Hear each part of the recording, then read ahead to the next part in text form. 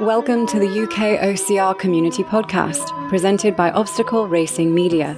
Each episode, we'll be talking to race directors, elite runners, weekend warriors, and frankly, anyone else from the UKOCR scene that will talk to us. Here is your host, Alan, aka Muddy Duck. Anywhere in Chicken Town. The bloody scene is bloody sad. The bloody news is bloody bad. Greetings, friends, acquaintances, and anyone else who just happens to be listening. Welcome to another edition of the UKOCR podcast. How's everyone's weekends been? I hope you've had a really good weekend. I've had a busy weekend. I've been editing the presentation for the OCR Awards. Yes, we are going to have OCR Awards on the 4th of March. Going to be really exciting. We've got lots of things happening on the night. Bit of a swanky meal. And we have got Nuts happening the same day. So I'll be at Nuts first. So if you're at Nuts, I hope to catch you down there. I'm running Limitless. Nuts Limitless, but I don't know how many laps or miles I'm going to do. I'm just going to run, enjoy myself, talk to people, and just have a bit of fun on the Nuts course. My biannual pilgrimage down there. Every 2 years I go down. So this is my biannual pilgrimage down there to Nuts. So that's me. Been for a training run today. Didn't go well. Got a bit of a kidney infection. Pain is excruciating. So if anyone's got any tips to run while having problems with the back, let me know. I need some tips. Big thank you to Linda Johnson this week for sending me lots of Voom. Big up to Linda there. And also for giving me some tips on what I need to do for my ankles and things like that, some strength techniques. And big thanks to Gavin Hogarth as well, because I've tried out Gavin's ankle supports that he recommended, and they're good. They're not cheap, but they're good. Anyway, that's me. I hope you've had a good weekend. Let me know how you've got on. Send us a message or something. And so what's we got on this week for you? So this week I've got Josh Koehler. Now, some of you might know Josh.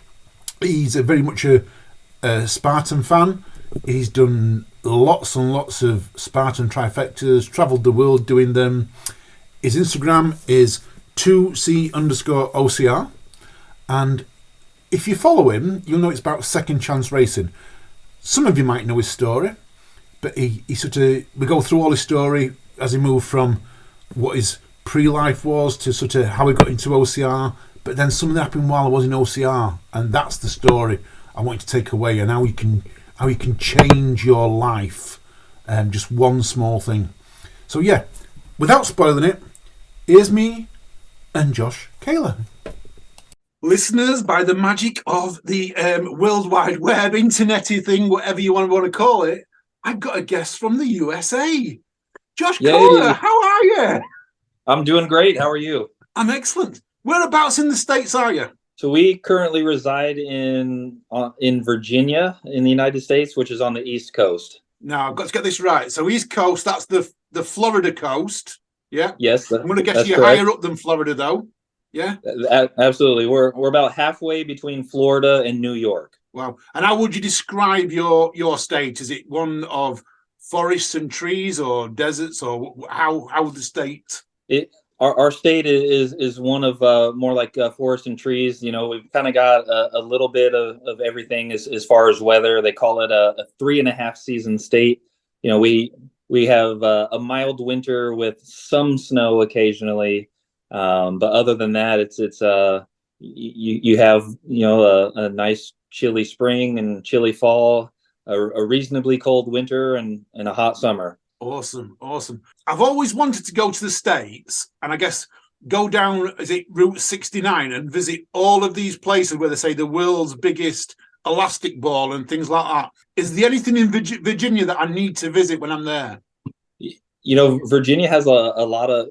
We're pretty new to the state, so we're still exploring it ourselves. We live in Richmond, Virginia, and it's a city with the James River, which is pretty famous in our area. And, there's lots of kayaking and stand-up paddleboarding and bicycling. It's a very active state, and a very active city in particular that we live near. And so there's parks, beautiful parks, there's rivers, and if you're an active person, there's lots to do in this state. Awesome. What is it? Is it the state where you're born and bred up? Because I know in America, in the UK, a lot of people are born and bred in the same town, the same village, and they never leave and they stay here forever. What was it? Is it like that in Virginia for you? Because I know you went into the Marines, but were you born and bred in Virginia? No, I was born in the state of Missouri, which is in the smack dab in the center of the United States. And my parents actually moved around a lot, not because of military necessarily, but they were on a little more of the challenge side financially, so we moved around a lot as they took different jobs or explored different things to make ends meet. And then I actually joined the military. And so, I went from, North Carolina, which is actually near Virginia, and some training in Florida, and some training all the way in California on the West Coast. And it was interesting, to say the least. I've moved around a lot, and I actually most recently spent the most time living in Atlanta, Georgia area for about 12 years before moving to Virginia. And we've been in Virginia for about 2.5 years. We're happy here, and we're, hopefully set some roots and stay a while. I hope this doesn't sound bad, but I actually went to Atlanta once for about 6 hours while I was waiting for a flight down to Florida. That sounds right. Someone says it was too long, but I never saw anything. I just saw the airport, but it was a great place. Quickly touch there on the when you went into the military and that. The Marines. Wow, that's like, we look at the American military and it's like the Marines is the pinnacle. And what was it like in there? The Marines was definitely an experience. I'll describe it this way. Some of the most amazing things that I will ever do in my entire life were done in the Marine Corps. There's just things that you're exposed to and things that you will do in the Marine Corps that you'll never have anything like that ever again in your life, so to speak. But at the same time, it also has the other extreme. Some of the most insane amount of things, like some of the most boring moments of my life, some of the most agonizing moments of my life were also in the Marine Corps. And, I think that's, whether you're in the United States military or military in another country, I think that's something that I guess everybody can relate to. You've got the highest and highs and lowest of lows. The Marine Corps has a pretty high standard of excellence and a pretty high standard of physical fitness. But I did learn, through my service, those are kind of averages. It really boils down to the individual. And if you're a driven individual, there are amazing human beings in every branch of service in the United States, and there are amazing human beings in every branch of service, in any country. So I've never been one to hold my service over somebody else and pretend that I'm better than them. I'm proud that I was in the Marine Corps. There was a little bit of pride in choosing the Marine Corps. It was something that was in our family line, and that definitely factored into the decision. But at the same time, I grew a great appreciation for anybody who serves their country, whether it's the United States or abroad. Couldn't agree more. I tried to join the Royal Marines when I was young, and I'll explain why I say try. I passed the test. I went down. I started basic training, and about 4 or 5 weeks into it, I realized it wasn't for me, and I left. But I had 5 great weeks. I had 4 or 5 great weeks down there, made some good friends and that. But one of the things that I remember while I was in there was a bit like, over here, it wasn't seen as hazing, but I know you have hazing over there in the States and in the things. I'm going to come to that in a second. But one of the things we had to do was we had to jump off a 4-meter platform into a pool. And they asked the guys who could dive, could you dive? And at the time, I could dive a little bit. So I went, yeah, I could dive. What can you do? I said, I'll a 1.5 somersault, reverse. And I did a 1.5 somersault, but I didn't rotate fast enough. So I actually landed a little bit on my back, my shoulders. So they just made everyone jump off and land on the back because I'd done it. Which, I guess I got a little bit of stick for while I was in there. Did anything like that happen to you while you was in there? So not you doing anything to them, but was it anything like that was funny with you? There is no limit to what they will do in Marine Corps boot camp. When I went through, I don't know if it's still 13 weeks, but it was 13 weeks when I went through, and the shock factor is something that they continue to build upon. So any chance that they get, obviously, they will manufacture ways to try to break you mentally by first destroying you physically. They bring people to physical exhaustion, and then the mental toughness kind of starts to slide, and the emotions rise, and you start to show cracks in people's mental toughness when they're physically exhausted and they're sleep deprived. So there's definitely stuff like that. That they will take every opportunity they get. I think the wildest thing that happened to me personally was in my first week of boot camp when I was in processing. So they had everybody's getting yelled at, and you're screaming, and they throw a pack 100 people into this large room with the bunk beds and everything, and they tell everybody go use the restroom, shave, shower, all that stuff. And so it's a mad scram to try to do all that while getting all that and have a crunch and everything. So I shaved, and I wasn't very experienced using a straight razor.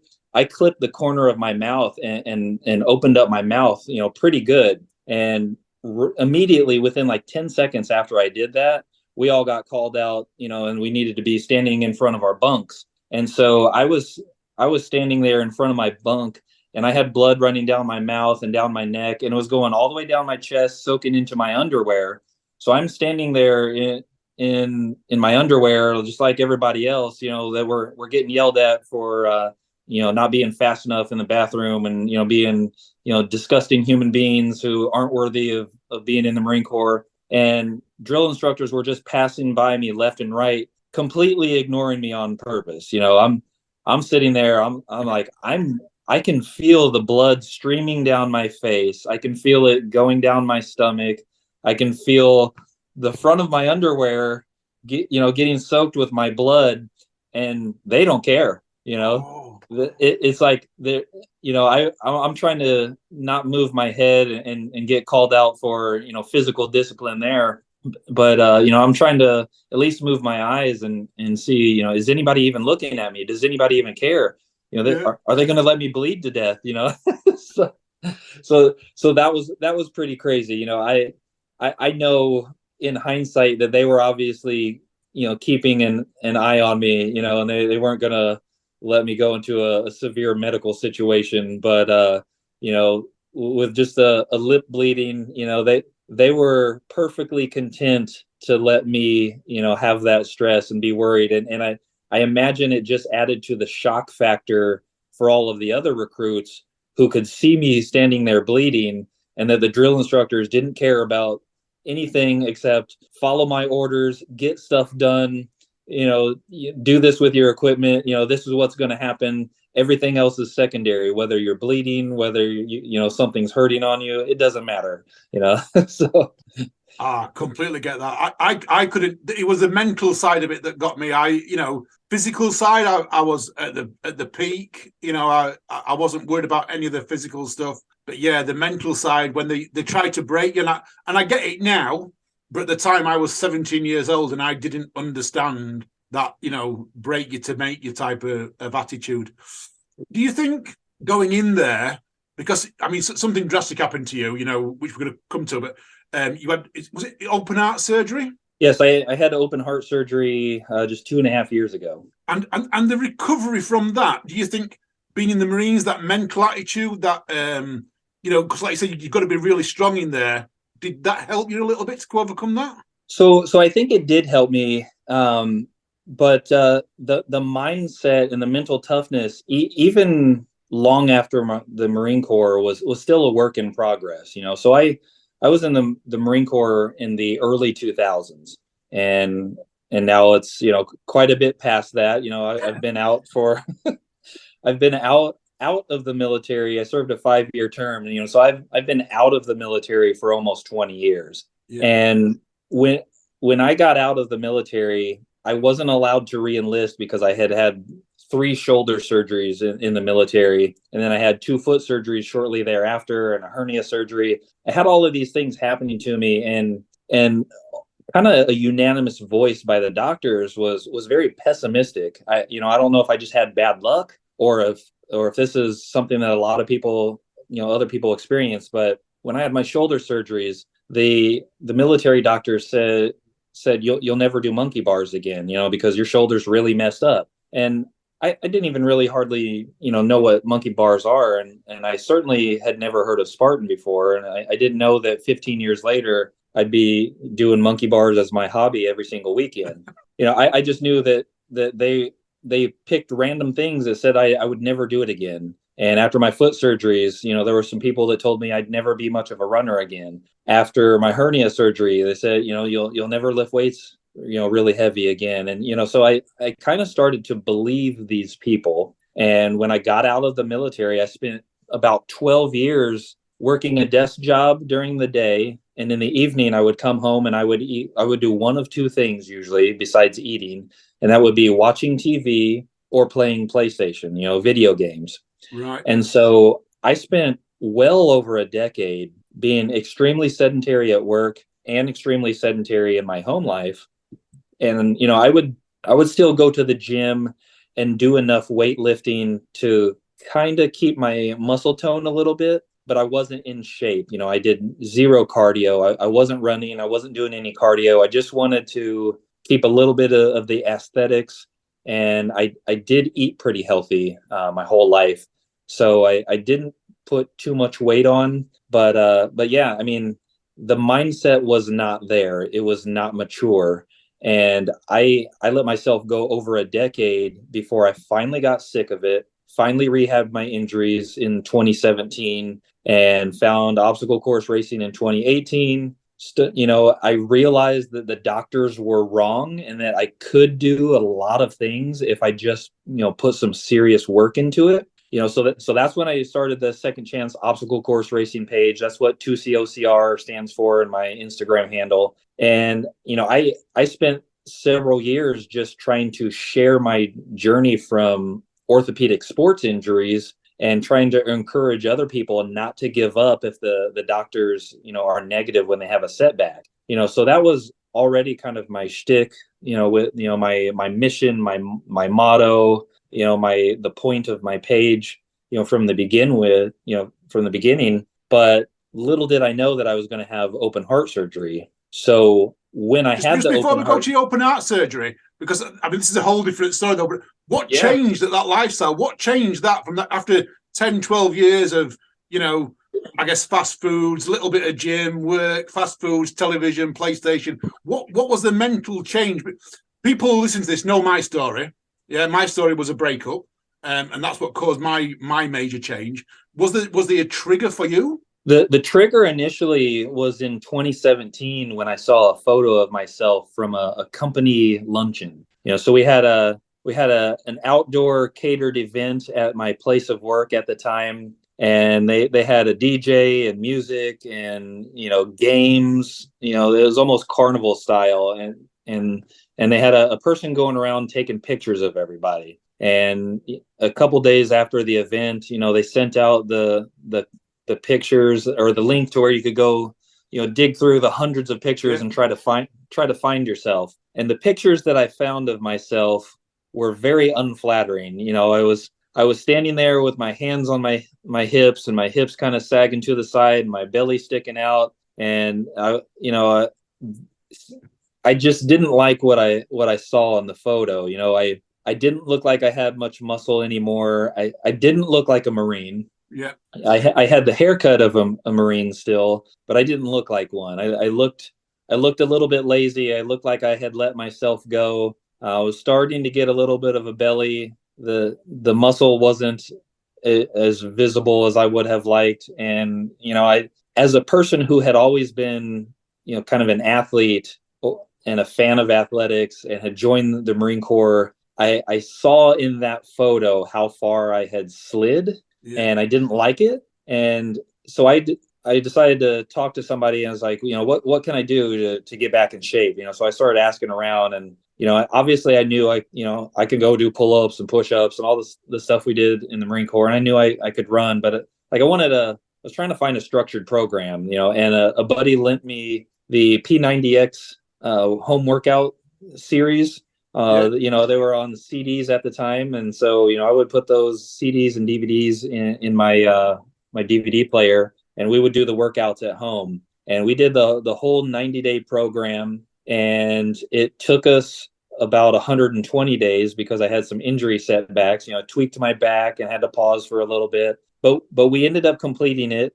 And then we did P90X2 and P90X3 and some other home workout endeavors, started running. And by the end of 2017, I saw a Spartan Race commercial, and I was like, you know what, that's something that I would like to try. And it would be cool to do with my son, because my son was in high school and he was doing cross country. And I had a little bit of a tough time connecting with my son. Our relationship has been a little rocky, off and on. Yeah. And I wanted to gift a race to him. So as a Christmas present, part of his Christmas was gifting him tickets to our first Spartan race, which would be later in the spring in 2018. And so we gave that to him for Christmas. And in, I think, April of 2018, my son and I did our first Spartan race, and it was really fun, but I was extremely terrible at it. I was so slow. It took me almost 2 hours to do a Spartan sprint.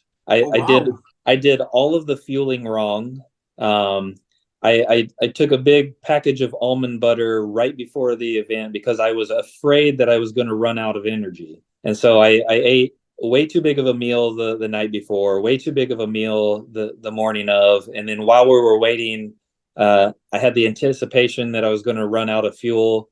So I had my pockets stuffed with snacks, and I took that almond butter. And as soon as we started running, it started churning in my stomach. And I was just having, a stomach emergency for the whole 3.5 miles, So it was a terrible race, yet amazing at the same time. I completed all the obstacles, ironically, without any failures. And so I was proud of that. But 0 burpees. Yeah, 0 burpees on the first one. I certainly have had my share of burpees since then, for sure. But I got lucky, I guess, especially on the spear throw on that first race. And we were kind of hooked from then. My son wanted to do one solo so that he didn't have to wait on me the whole time. and I wanted to do, I was embarrassed with my time. I'm getting passed by all these old ladies, in my opinion, they weren't necessarily old, but, women who were older than me, stereotypical, like soccer mom style people that were actually accustomed to running endurance sports and accustomed to doing these types of races. And they were all passing me. I was like, that it lit the competitive fire. I wanted to improve. So we started signing up for more. And before it was all said and done, I did 18 races in 2018, and then got a season pass for 2019. And that's when I really started going bonkers. Wow. 18 races in the first year. That's phenomenal. That's like an 18 Spartan races. I mean, you must have traveled the whole of the States to get 18 in. We're lucky in the United States that it's a big country, and Spartan has a little bit bigger presence here in the United States than in the other countries. So just on the East Coast, there were several venues that we could drive to, and then spend the night and do the race and then drive back. And so there was a couple that we did like that. And then, my wife and I hadn't really ever traveled before. And my wife was like, hey, I'll do a race with you. And, if you take me somewhere cool. And so I remember the first race I did with my wife, we traveled from the East Coast, or Atlanta at that time, which is kind of on the East Coast. And we traveled from Atlanta area to Colorado Springs, and we visited Colorado for the first time. So we made a mini vacation out of it. We saw the city of Denver and the the Mile High City and went up to Pikes Peak, one of the tall famous mountains. Yeah. And then we suffered through our race at altitude, which was another experience. But we did it, and we kept on doing it, and we tried a lot of the brands of racing in the United States, like Tough Mudder, and over here we've got Savage Race and several local races that were amazing. So overall, I think I did about 25 OCRs that year, and 18 of them were Spartans. But that kind of paled in comparison to what I did after that. Just 2018 was your second race. Did you go back for a sprint, or did you go for something a bit bigger? So my second race was actually a super. And ironically, I did the super by myself, almost as fast as I did that first sprint. So it was about a month later, and so I spent the whole month running, and I made sure that I ate just a regular meal before, a regular meal for breakfast, and I didn't stuff myself with almond butter at the last minute, which is horrible fuel. It's great for a hike, or maybe you take some on a beast, where it's going to be a long, slow race, but not for something where you're going to be running at a fast pace. You don't want to fill your whole stomach with almond butter. That was pretty crazy. So I immediately learned some lessons, and I think my first super was around 2:15, if I believe, and I immediately wanted to get my next super, under 2 hours, and I wanted to get, the sprints under an hour and everything, so those became the goals. Whenever I was running for time, I would want to keep improving on things. And, my wife got better, I got better. My son was getting on podiums all the time. The cross country training translated very well. So he's getting on podiums. My younger two are doing Spartan Kids races and getting, on podiums in the Spartan Kids race. I got close to a podium in 2019, but never actually got one. I did do a season pass in 2019, and I did 80 obstacle course races overall that year. And I did 54 of them were Spartan races, so 2019 was my year to basically kind of give the middle finger to any doctor or any person who had said that I would never do any of these cool things. That was my way of proving all of them wrong. And it was like like musicians do a music tour, that whole sporting year was my sports tour all around the United States and all around the world, just showing everybody, whether they were looking or not, whether they were paying attention or not. I wanted it for myself, to show that I could do all these things. I could run fast. I could get better. I could get back into shape. I could do all the obstacles that they said I would never be able to do. And I just kind of went crazy with it. Wow. 80. I mean, that's every weekend at least. Or, I'm going to assume that at the Spartans you went and did weekend trifectas. Would that be fair in saying? Yes, the season was very heavy on weekend trifectas, and then when there was a Tough Mudder or Savage Race weekend, they oftentimes, at least in the United States, have it both Saturday and Sunday, and so almost every weekend was a 2-race weekend or a 3-race weekend. Just about everything except for a holiday weekend, you would have an obstacle course race weekend. And then on the holiday weekends, you would have your local running races, so your half marathons and your 5Ks, so you could do the donut runs, or on the 4th of July in the United States, you could do the patriotic, 4th of July runs. I guess from the UK, you would consider that the treason day. But, yeah, we actually celebrate it over it. It's now celebrated over here. The 4th of July, we see fireworks going off over here now. Yeah, there's always reason to celebrate. The relationship. I'm glad the relationship between our countries is very amicable now. So I think everybody kind of forgives all of that stuff. And right. Man, going over to the UK, after the heart surgery journey, when I was trying to to break all my Spartan records before, that was some of the favorite races of the year, and a very memorable experience. And the UK OCR scene, and just the people that I met, not only online before I went to the UK, but during my visits to the UK, amazing. I can't wait to come back with the whole entire family and visit. And let my wife see Windsor Castle and everything. She was very jealous that my daughter and I got to see that, and she didn't. So we have to go back. We have to get some more of our UK chocolates, and we kind of fell in love with you guys got the Marks and Spencer store, and so they got the candy over there, like Colin the Caterpillar. I brought back a case of those, and it's funny. The UK, I don't eat much candy in the United States because we put so much junk in all of our candy, all the dyes and a lot of ingredients that are illegal in the UK. But I can go to the UK and I can, I don't have to bring as many of my vitamins and supplements, because the food is healthier, and I can live a little, and I can eat some desserts, and I can eat some candy, because it'll just be like sugar and gelatin and the little gummy worms, whereas in the United States it's it's a list of like 25 different chemicals with 5 different artificial colors, and it's like at least UK candy has at least a little bit semblance of still being actual food, so only a small resemblance.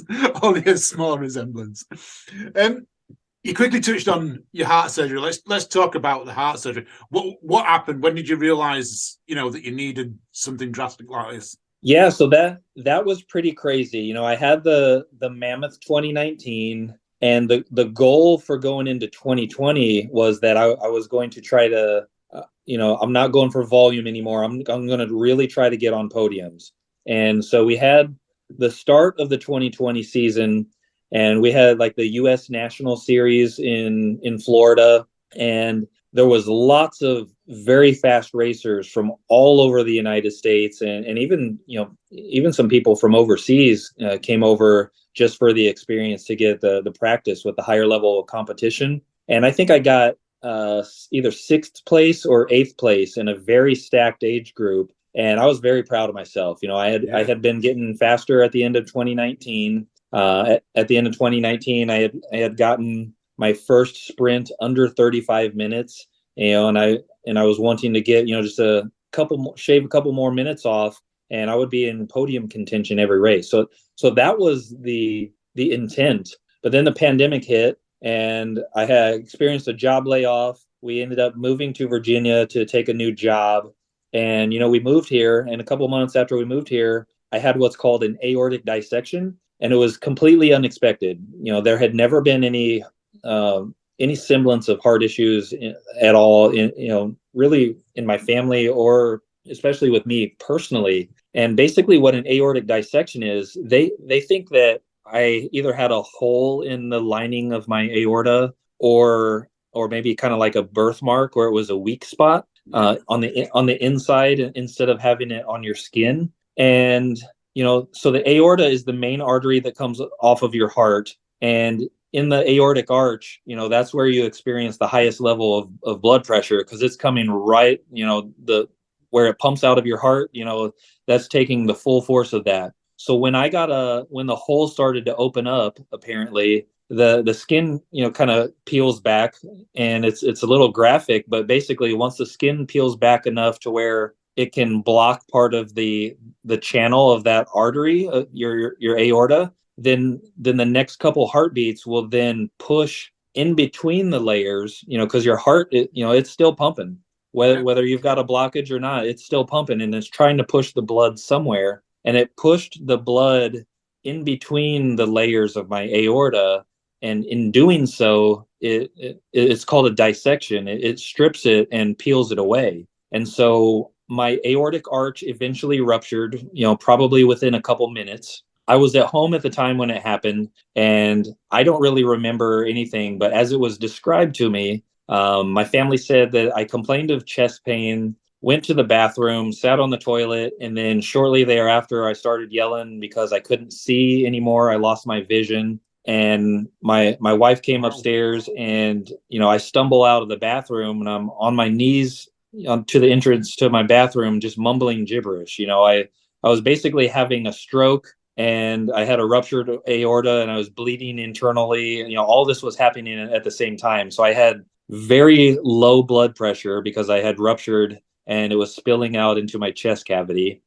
I was having a stroke from the various blockages from things breaking and then going throughout my system and blocking blood flow to like certain parts of your brain. And they, the paramedics came after my wife called emergency services. I had a Christian lady who was on the emergency nursing staff who, God bless her, she recognized the symptoms of what I was having. The paramedics were calling it in and saying, "Hey, we've got this dude. He looks very athletic, but he looks like he's having a diabetic reaction." And the nurse asked my wife, or had them ask my wife, "Do I have any history of diabetes or anything?" And she said no.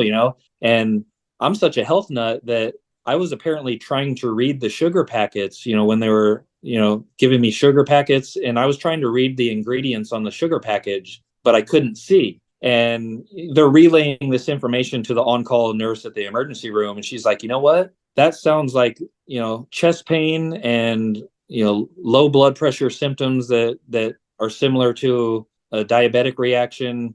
That all sounds like an aortic dissection. You need to get him in here right away." So that lady, her advice, very much saved my life. She supposedly dropped to her knees and started praying for me. They brought me to the hospital. They took me back. I coded at the hospital for 2.5 minutes, which means I actually died. Yeah. They were able to revive me and get me on machines, life support machines at the hospital. Took me in an ambulance to a heart center nearby, and I was rushed into an emergency surgery. That same nurse at the first hospital, her timing of everything, like when they moved me to the other hospital, she was, even before they moved me, she had called the heart center and told them, "Please get the on-call heart surgeon, ready, get them ready, start prepping a room."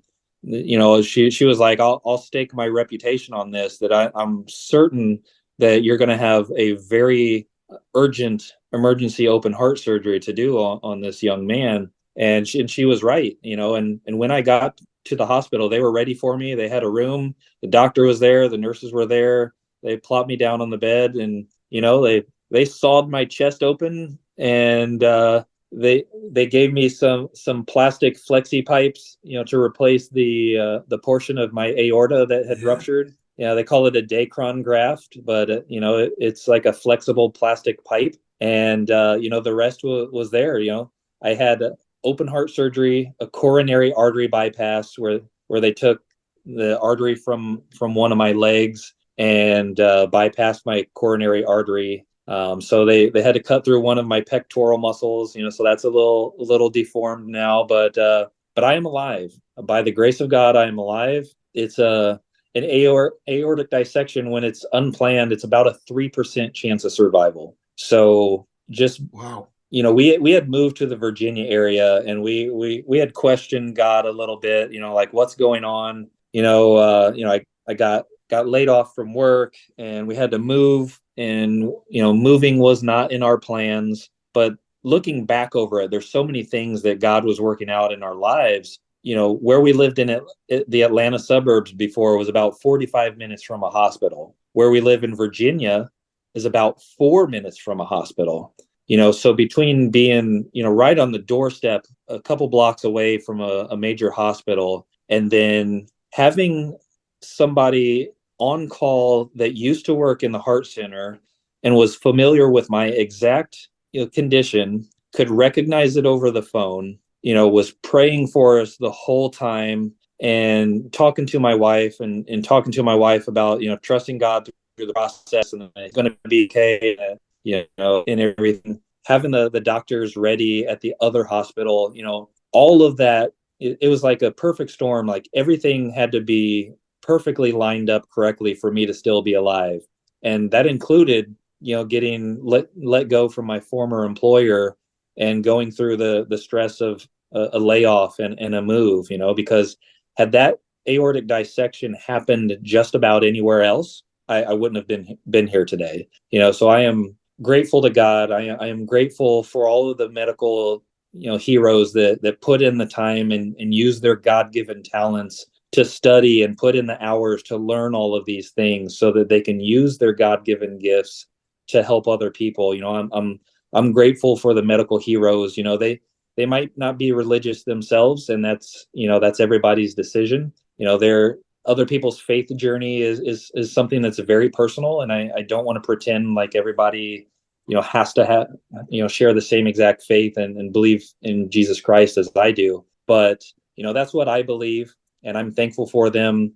I'm thankful for even taking the the faith part out of it. I am thankful for their hard work, and I try to show my appreciation regularly, online and in person, to people in the medical community, because it was a crazy ordeal. 100%. And I mean, that's an amazing story. First of all, I mean, that's amazing. Everything, like I say, it's a perfect storm. You questioned your lifestyle, your life, is what is God meant for me? What's He given me? And then this happens to you, and it just puts everything back into perspective. That this happened for a reason. This 100%, I believe, your story there, that it all happened for a reason. Otherwise, if you weren't where you were now, 4 minutes from hospital, that person wasn't on call, everything, you might not even be here today. So, right. I mean, that's an amazing story. It's from over in, I don't know if you have this.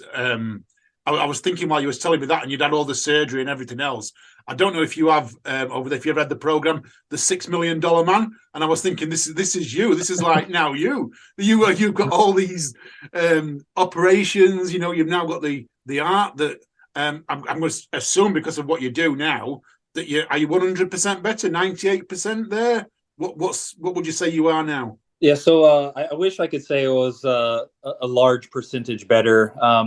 The interesting thing about my condition is so as far as the actual open heart surgery, I'm recovered about as much as you possibly can from the open heart surgery. I do have residual effects from the aortic dissection. So when that happened, they didn't necessarily know it at first. When they took me for the big surgery, they knew that my aortic arch had ruptured. So that obviously had to be repaired and replaced. What they didn't know, and this happened, I had asked to return to Spartan races, and so they're like, let's pump the brakes on that a little bit. Let's slow down. Let's get a full body CT scan. And, so they do MRIs and CT scans and everything to kind of check your blood flow, to all the parts of your body. And it was when they did that, and this was about a month and a half, I believe, after my open heart surgery, they found that when I had my aortic dissection, it didn't stop in the aortic arch. So it actually went down my entire aorta, past all of my organs, and down to where your aorta splits off into the major arteries that go down your legs. Yeah. So it started to, like, the inner layer was being damaged and peeled away, all the way into the hips of each leg before it really stopped. And so with doing that, when it's pushing the blood in between the layers of your aorta, it's like you have a big flexible straw, but it's 3 layers. And now you've only got, 1.5 to 2 layers, that are healthy, because there's parts of my aorta where the entire inner layer is peeled away. And there's also parts where it's still there, but blood is flowing down, the regular channel, and also through that new tube that it kind of opened up, and it's called a false lumen, but it's basically an extra tube that's inside of your aorta. And like one of my kidneys, is the blood flow is supplied by a false lumen. So it's very complicated. There's not anything that they can do from like a stent. Typically they put a stent inside of your arteries to reinforce weaknesses and stuff like that. But if they put a stent in certain portions of my aorta, it would cut off the blood flow to one of my kidneys, because one of those kidneys is supplied by a false channel. So the best course of action is actually to leave it how it is, and they put you on lifting restrictions for the rest of your life. So I am, for the rest of my life, I am now an adaptive athlete. I have full mobility and full use of my limbs and everything. So I kind of get a little bit of funny looks sometimes, from people when I say that I'm an adaptive athlete. But my condition is more on the inside. Like I could go and try to sprint up and down my street, but if I did so, the sudden change in blood pressure and the sudden change in heart rate would probably burst my aorta again. So everything has to be slow and controlled. I cannot do any heavy lifting for the rest of my life, because I have to make sure I don't cause any blood pressure, any high blood pressure changes. I have to be very careful with my diet.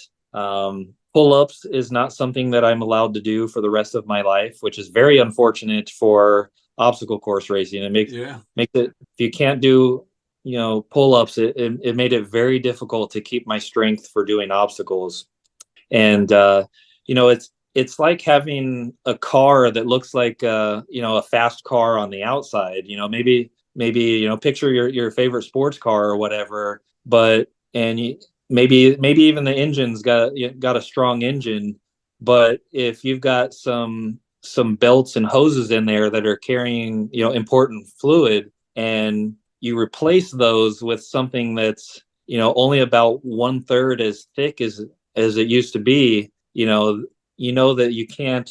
It's like you can only drive that car as if it's a slow car. It might look like a fast car, but you got to be real careful. You can't push the gas all the way to the floor, and that's what it's like for me on the inside. My medical condition means that I can't take off really fast in a race. I got to build up to the speed and let my heart rate rise gradually. I got to make sure that I never hold my breath while doing an obstacle, because that can make your blood pressure go up too much. I got to be really careful when I'm lifting anything, and I got to use a specific strategy going over the obstacles, where anytime I'm doing something that's exerting myself physically, it might even be something coming up on a 5-foot wall where I place my hands and jump, and when you jump, you're pressing down so that you can hopefully line up the top of the wall with your hips,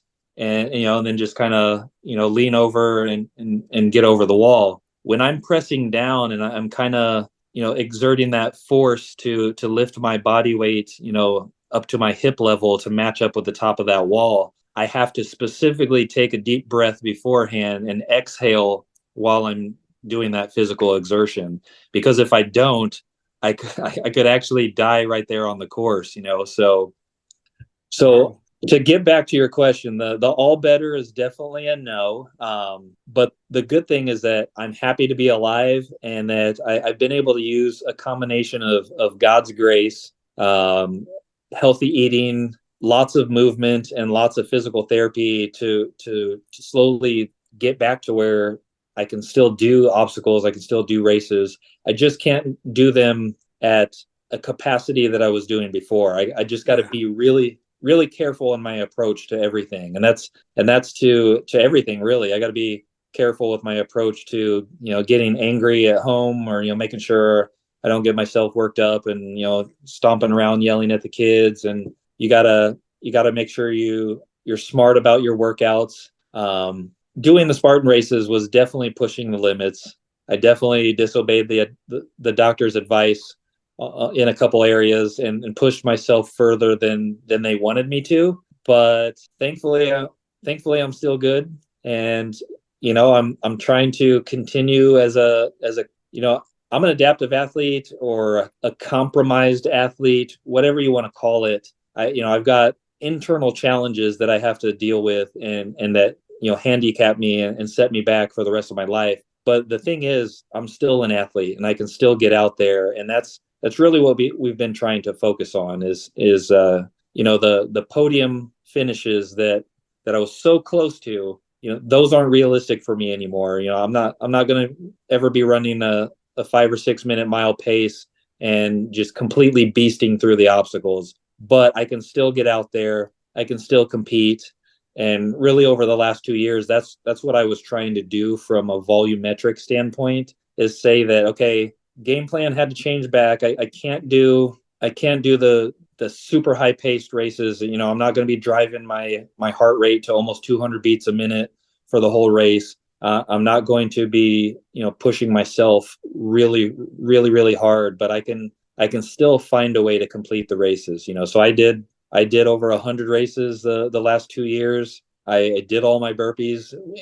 I tried to keep it, to the T. I didn't want anybody to say that you're just walking around obstacles or you're not putting in the effort.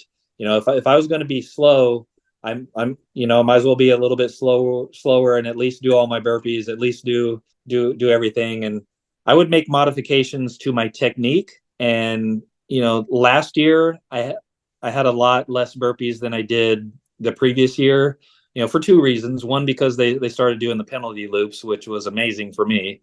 And secondly, because I got to where I could be comfortable using better technique. I learned a lot of techniques on doing obstacles from watching videos of women who couldn't necessarily do a lot of pull-ups, but they had, real good grip strength in their hands, and they could, it's often called ape swinging in obstacle course racing. Yeah, where you basically swing with straight arms, and you use techniques and you use your hips, and so I had to do the obstacles with straight arms, and instead of holding myself in a pull-up position, which was very frowned upon, I guess. Mm-hmm.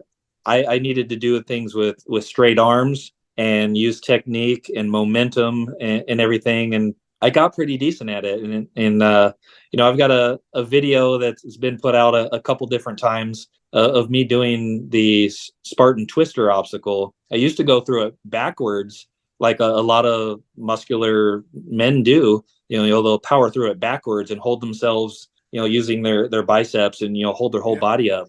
And I actually found, after practicing it a lot, that it's faster and easier to actually breathe through it and swing, with straight arms. The trick is just, how when you reach up with your left hand, you got to turn your left palm facing out, and that way when it kind of falls, on that obstacle as it's twisting down, it works with your grip instead of against your grip. But I had to get really creative in finding all of these little tips and tricks so that I could still do the obstacles. And, it was just a way to adapt. I got a little bit faster. And so now I'm back up to having decent speed. But yeah, it is what it is. I'm a compromised athlete, but I'm still an athlete, and I love getting out there, and I love the community. I love the support. The people in the obstacle course racing community are the absolute best. We overcome obstacles for a living, so to speak, with regards to our hobby. And it just translates so well. People are so supportive of when you have a life obstacle. The mental approach is a lot different. They want to encourage other people to get over their life obstacles just as much as they want to encourage people to get over the sports obstacles. And we fell in love with that, and we will always love Spartan. We will always love the obstacle course racing community in general for any brand. The community is the best part of the sport. Definitely. I've got visions of some of the, while you were speaking about that, I'm very much a Formula One fan, and the top teams are always searching for that extra 1% to make them faster. And you were speaking to me there, talking about different techniques to keep the heart rate down. And in OCR, I've spoken to a lot of elite athletes, and they're constantly talking about trying to battle that heart rate going up. I reckon quite a lot of them could learn 1 or 2 techniques from you, so to help them keep their heart rate down, so they can actually race or run at the higher rate for longer, at the highest peak. Yeah, I mean, I'm applying those principles at a different scale. To use your race car analogy, it's like I try to keep myself fit and looking good, and I try to keep the muscle tone with my workouts. So on the outside, I kind of look like an athlete still and everything. But I would be the Formula One car where they don't necessarily take out the transmission but it's like I have those high gears, Yeah. but if I use them, it's dangerous. And if I use them too quick, too soon, or too often, it could even be deadly for me. So it's really tough knowing that I technically can go out and sprint up and down my street, and I might be okay, but I also might die from it. So I better not. And that's a tough mental game, and we can get into that mental aspect of everything. I'll answer your question first on the heart rate, but it's a struggle. I just mentioned that other thing to kind of drive home the point that mine's at a different scale, but I guess no matter what your fitness level is, whether it's a little behind mine or you're an elite athlete who runs 4 minutes, I have found that there's several things that can help with your resting heart rate. One, getting better sleep. When I have races after getting a good night's sleep, especially if you get a good night's sleep consistently, your heart rate is going to go down. Doing the aerobic workouts over a long time, and they don't have to be fast workouts. Not all of your workouts have to be race paced. Long, slow workouts where you're building your aerobic capacity. That will also lower your resting heart rate and your average heart rate as well. Nutritionally, there's things that you can do to help with your heart rate and or the dilation of your blood vessels. And one of those things is beetroot products. There's products and supplements that have beets or beetroot extract in them. And I've used those in the past. Walnuts and watermelon and things like that. You can go on Google or the favorite search engine of your choice, and you can look at foods that naturally boost your nitric oxide production. And that's a natural kind of chain reaction process that happens. It's a chemical. It's a substance. It's kind of the subject of increasing your nitric oxide. Has many different angles, but you can support it and increase your chances of having a positive change with that process by your strategically eating food. So I will be heavy on stuff like watermelon and walnuts or having beets that week, and I may even take beetroot supplements during the race. And so I use those things, and it just helps with oxygen absorption and stuff like that. I also, another big thing that was a help for me is I got blood testing, and you can do it through several different places. I do mine through Inside Tracker. They have been a wonderful partner, and I get a blood test, and it's kind of like going to your doctor and getting a physical, except that they specialize in looking at a lot more things than what your doctor will typically look at. So whereas a doctor might look at 20 to 25 different things, Inside Tracker looks at over 40 things. I think it's up to around 45 different things that they look at, and so you can see the nutrient levels in your blood and how your diet is affecting different things as measured by what's actually going on in your bloodstream. And so they package that up and then give you advice on foods that you can swap in and out, or recommendations. If you're trying to improve your iron levels, and there iron isn't just your physical your iron levels. Your red blood cell counts and your white blood cell counts, and there's different substances called ferritin and different hormones that all play into like the group of iron related things, processes in your body. So they group those together, and you can see a snapshot of where your iron levels are, for example. And there's recommendations that I get from them to help improve both through diet, through sleep changes, and nutritional changes, through exercise changes that can all have a scientifically proven impact on certain blood markers. And I test and I retest every quarter, and that helps me a lot. It helps me. I can, if something's off, I can look back and see, I haven't been going to bed as early as I should, and so that's making my testosterone drop a little bit, because I'm not getting good sleep. Other hormones are a little higher or lower because of that, and I've been eating a lot of a certain type of food, and that might be making certain things higher or lower, and I adjust my diet and I adjust my supplements accordingly. So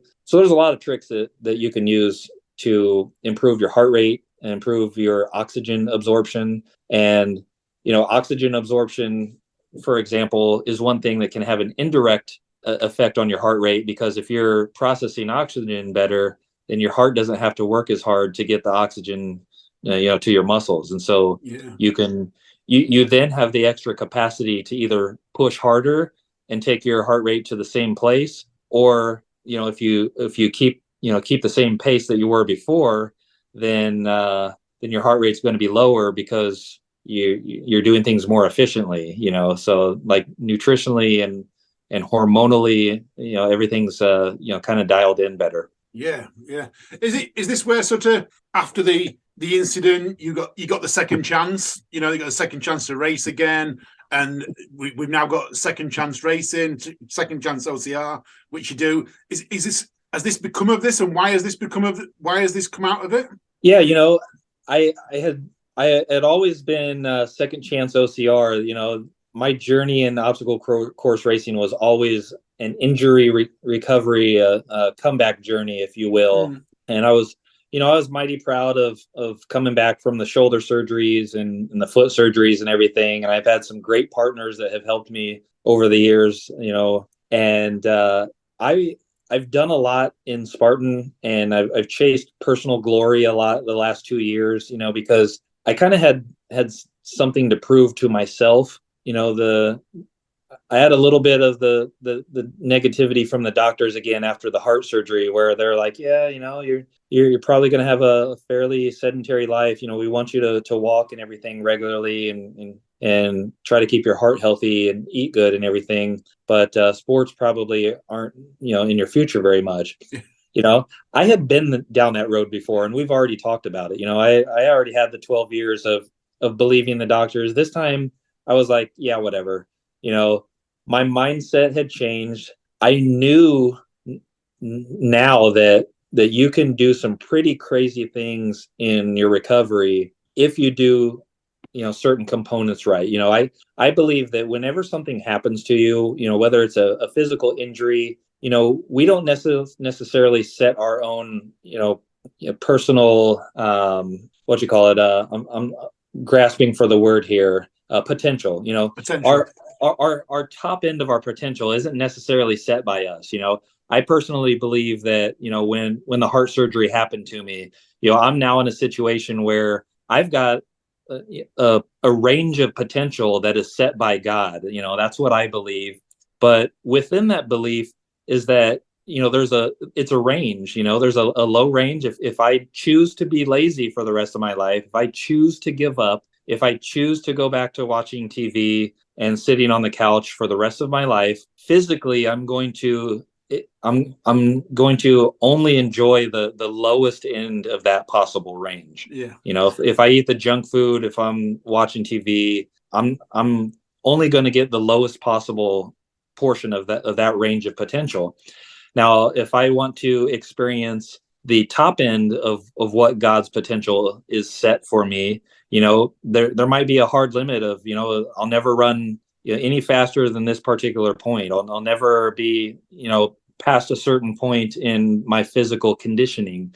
But if I want to at least get there, if I want to experience my maximum potential set forth by God, I have to do a couple things right on my end. I have to get good sleep. I have to try to have healthy relationships. I have to try to eat right, and it all kind of plays together, So I was trying to eat as if I was preparing for the Olympics. And, I chased all that personal glory, and, I did all those races, and, I got my, I got to the Spartan Trifecta World Championship again. And I got my shield for getting more than 13 trifectas in a year. And that was a big goal that I had, after the heart surgery. How many trifectas do you actually have? So I know you got the shield, but how many do you actually have? So I have 54 lifetime, Wow. after I had done 17 trifectas in 2019, and I got awarded the shield in Sparta, Greece in 2019. I swore I'd never do it again. It's insanely expensive to travel all over the world doing that many races. And it's very tough logistically and very hard on your body to constantly be recovering from a tough race every week. But when I had the heart surgery, I was like, you know what? I'm going to do this one more time. So I did it in 2021, but in 2021 they canceled the Trifecta World Championship at the end. And so I was like, you know what? For 2022, I'm going to do it one more time.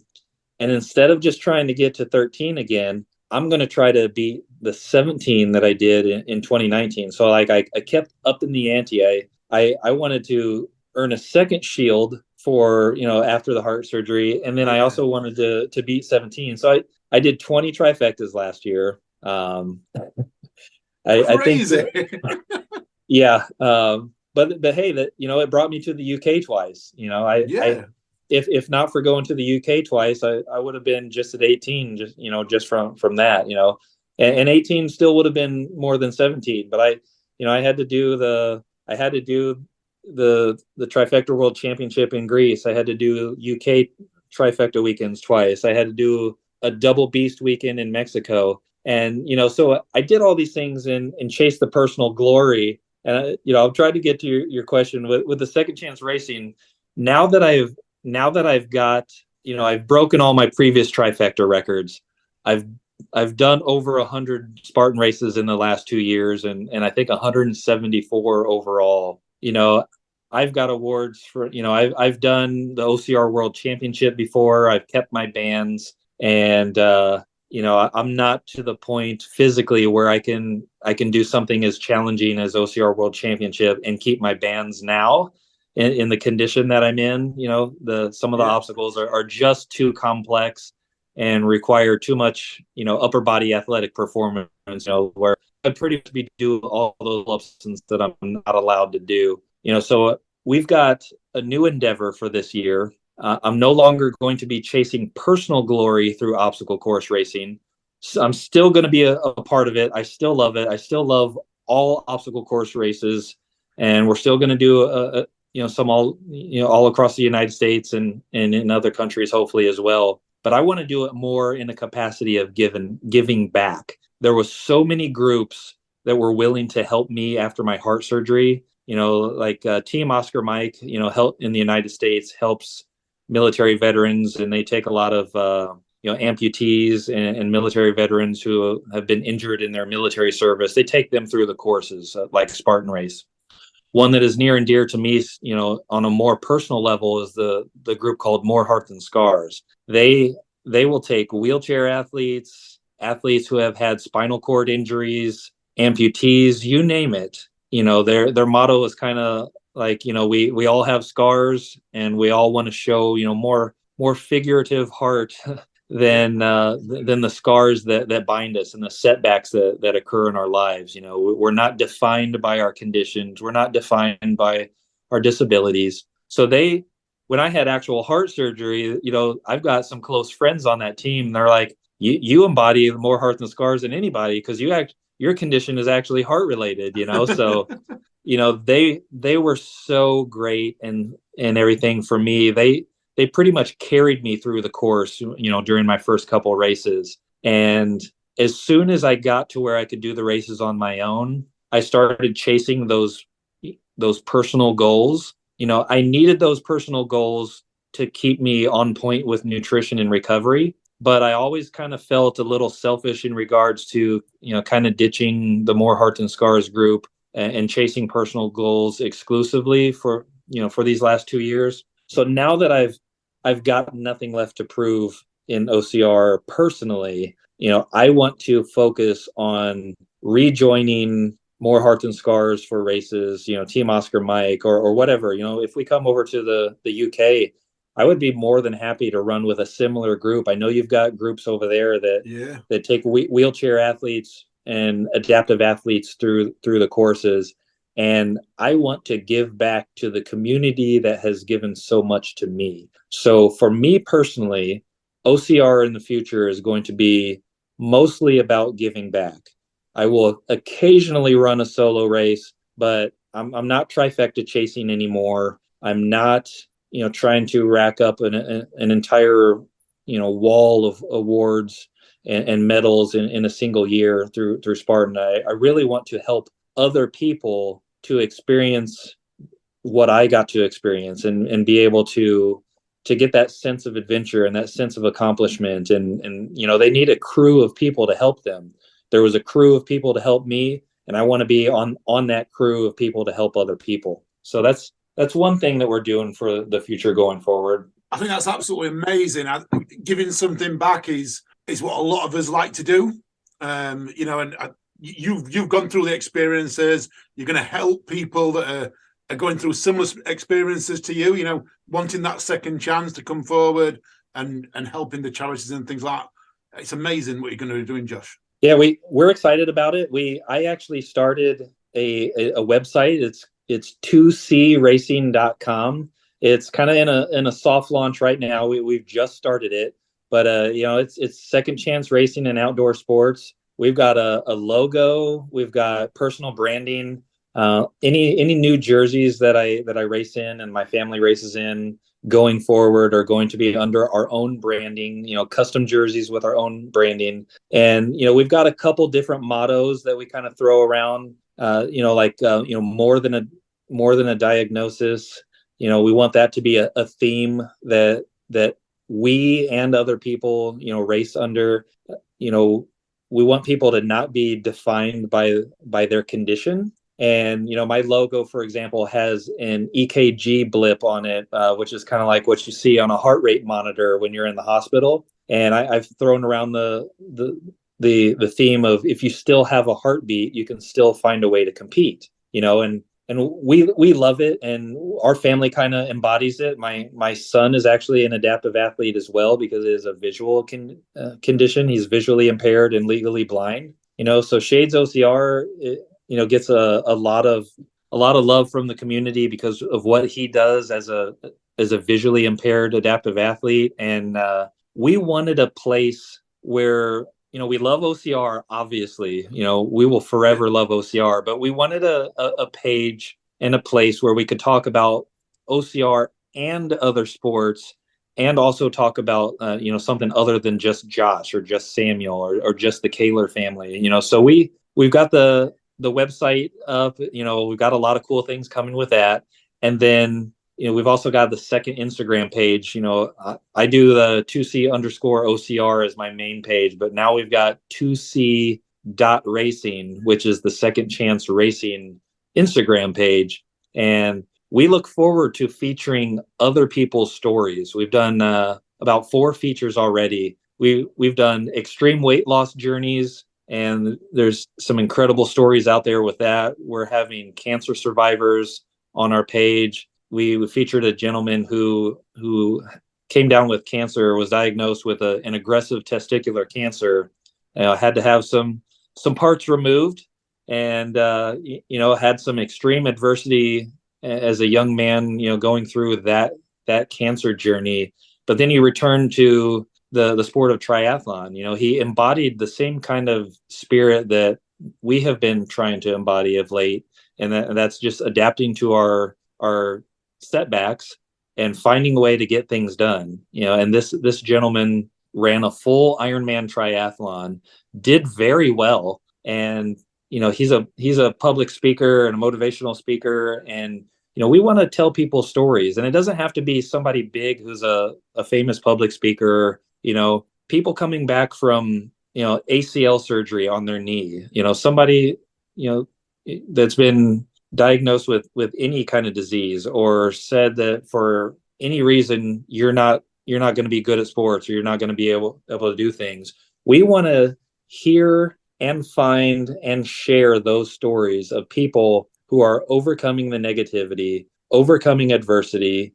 We've got individuals who have come back from, lifelong battles with alcoholism, and they finally overcome it. And now, sports is kind of their outlet to share in their sobriety journey, and just how, making positive changes in your life has affected them. And we want to eventually, we can only feature about one person a week, just because it's a little bit time consuming, kind of like running a podcast here. You don't release a podcast every day, and I don't have time to do a fancy full feature on somebody every single day. But we're going to try to really tell people stories. There's so many amputees, so many people who are coming back from rare diseases or rare conditions, or recovering from major surgeries. There's cardiac athletes. There's people who have just had a challenge of being in extreme poverty or extreme weight gain, and then went through extreme weight loss, mental health issues and stuff like that. There's so many challenged athletes out there, and it seems like sometimes only the elite athletes get the airtime that they need. And there's a lot more challenged athletes in the world, and just athletes who are needing to overcome some things in their life.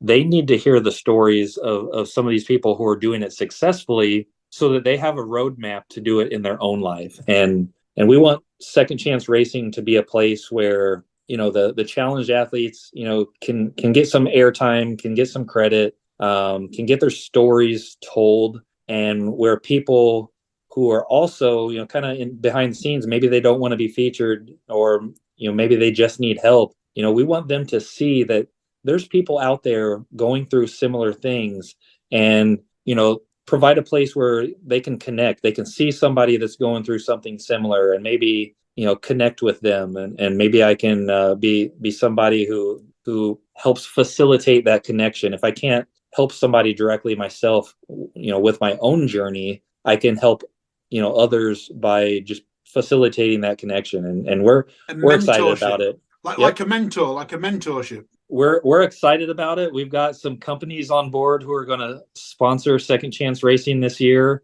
We're going to be, as adaptive athletes under our own branding, we're actually going to be sponsored at better levels this year, and by more companies than we ever have been in the past. And so it's exciting to see. There's a lot of people on board. We're still building things out. So, the Instagram page, the website, everything is very much still under construction, but we've already got some product rolling in. We've got swim caps and water bottles, and we're going to start with some giveaways, and then we're going to start selling some of those items. And just the people who support Second Chance Racing, whether they're a survivor of some kind of adversity or condition themselves, or they're just support crew for a family member who's going through something. Anybody who supports Second Chance Racing in any way, and tags us wearing our swim caps or using our water bottles at the gym, we want to share those and keep the good vibes going, so that it's kind of a cyclical thing. We want to get the branding out there so that other people see, and that way we'll discover more challenged athletes who we can help. That way the athletes who are already following us can see additional people who may be able to help them. And it's already starting to grow a little, almost faster than we can hardly handle, but it's great. We've got big things planned this year. We've got a lot of amazing partners on board with us, and we're very excited to see where God takes this whole thing. Do you want to give a shout out to them partners? Feel free. We're cool. Shout out those partners. Who's helping you? So a couple of them are still in the works, and I'm a little hesitant to mention all of them. But I've got. Is it better if we copy people into your page, and then they can see it on your page, can't they? Yeah, absolutely. Feel free to send people to the page. We love the support. We love the community, and we try to follow back. Challenged athletes with that Second Chance Racing page. Because we want to see their stories and their journeys, and so that we can get a better idea of how to maybe feature them in the future. But yeah, we most of our contracts aren't finalized yet. We're still kind of working on that, but I'll just say stay tuned, because there are a lot of wonderful companies supporting us, and once we can officially announce it, it's going to be a regular thing. They are going to have, a lot of them are going to have their logos on our jerseys. So my entire family of 4 is going to be racing the triathlons and OCRs in Second Chance Racing gear, with our own logo. And so we're going to have some cool custom stuff, and we will have a lot of our partner logos on our actual jerseys, because they're sponsoring us at a level where, we wanted to have something tangible where we could give back to them for their generosity. And so yeah, we're we might not be super fast. My daughter is fast, actually. So I'll take that back. I might not be super fast, and my wife might not be super fast. And Samuel, when it's cloudy outside, he's very fast. But obviously the bright light that we usually have in outdoor competitions, definitely is a handicap for him. So he's fast sometimes. My daughter is always fast. She's always on the podiums. So I got to give her credit for being the fast one in the family. But the companies that we've talked to, I've been very honest that we are not the fastest people in the world. I, in particular, you're not going to see me on podiums next to all the other elite athletes and the Olympic caliber athletes, but I am somebody who has been through a whole lot of stuff, and I keep on going, and you're going to keep on seeing me out there. The pros, do a certain amount of races, and you're going to see me doing two to three times the amount of races that the pros do. And, whether it's triathlons or OCRs, I take it very seriously from a volume standpoint. And I want to show people that you can do the stuff, and I want other people to do the same. And, we've got to, like I said, there's some companies that have embraced that, and they want to support our mission and support our journey. And 2023 is going to be an exciting year. Josh, it's been a pleasure speaking to you. And on that, we'll say thank you, listeners. Cheers, Josh. Thank you for having me. I want to say thank you to the entire OCR community, and I hope that everybody has a fantastic 2023. Well, what an amazing guest, eh? I hope you enjoyed listening to that. I think we can probably get him back on again in a month or 2 months, because he's got so much to talk about. We never even touched on his time when he went to England, because he did a couple of Spartans over in the UK. We never even touched on that. And we never touched on his triathlons, what he's going to be doing soon. So yeah, I think we need to get him back on for another one, don't we? Because what an amazing guy. And yeah, I think I love what he's trying to do. I love what he's trying to do. More to come on that. So if you're an adaptive athlete and you want to reach out to Josh, so it's 2C_OCR or 2C.racing, both on Instagram. Reach out to him. If you're wanting to do an OCR, if you know someone wants to do an OCR that's an adaptive athlete, then reach out to him and maybe he can help. In the meantime, guys and girls, thank you very much for listening to us. Did you enjoy the Swift Half? Did you enjoy my little bit of editing I put in the Swift Half at the weekend? If you did, let me know. If you didn't, let me know. No one's mentioned anything yet, so maybe no one's listened to it properly, or someone's been listening to it at fast forward speed. Thank you for listening anyway, guys and girls. It's been a pleasure once again talking to you. It's Sunday night. I'm just about to press publish on this, and then I'm going to get some much valued sleep. As Josh says, sleep is the key to recovery. Thanks, bye. Love you. Bye. I don't know what you want. Let's have a bit of fun till I downfall. My love, if you feel like I do right now, don't say you're on the run to the other side, my love.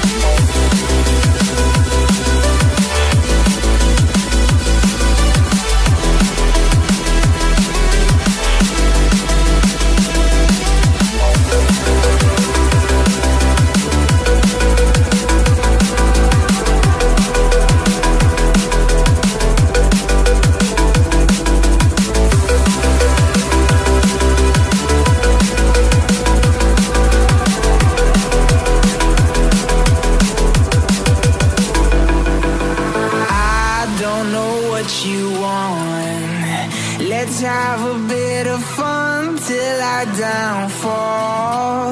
My love, if you feel like I do right now, don't say you're on the run to the other side. My love, you say you wanna try, but you never do. Sugar,